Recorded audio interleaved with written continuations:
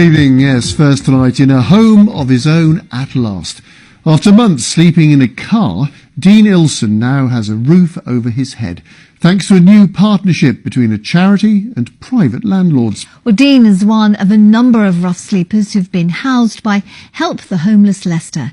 In a moment, we'll hear how local councils across the region are working with the private rental sector to reduce homelessness. First, though, this report from Simon Ward.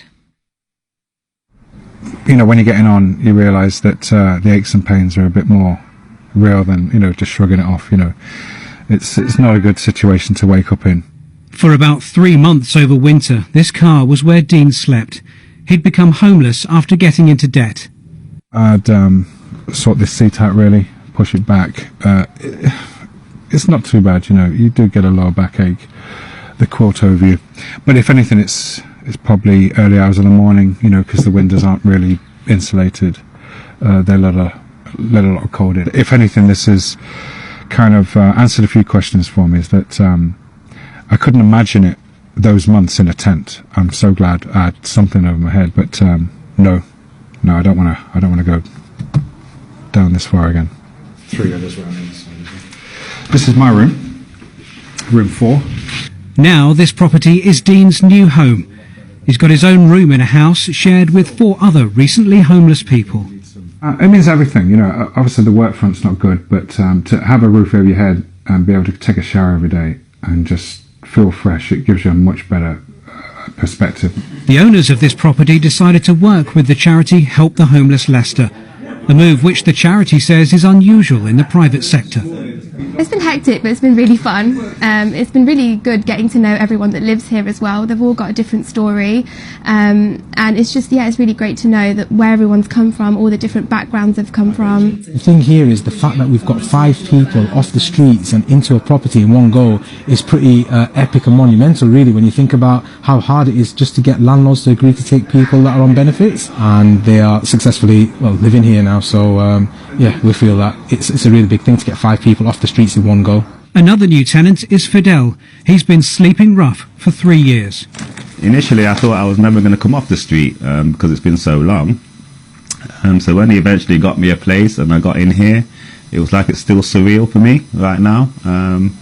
But yeah, I've seen my name on the tenancy, so I know I've got a place, I'm secure.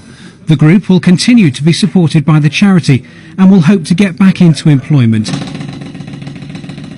including former professional drummer Dean, who dreams of a job in music production. Simon Ward, BBC East Midlands Today, Leicester.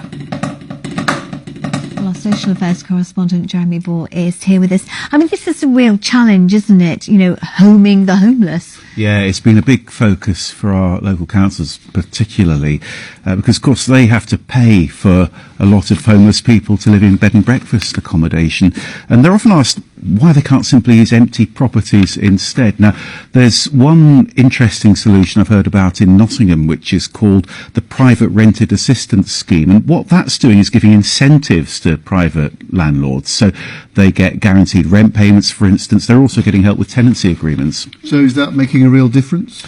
Well, they say that this year they've already housed over 300 homeless families through that scheme.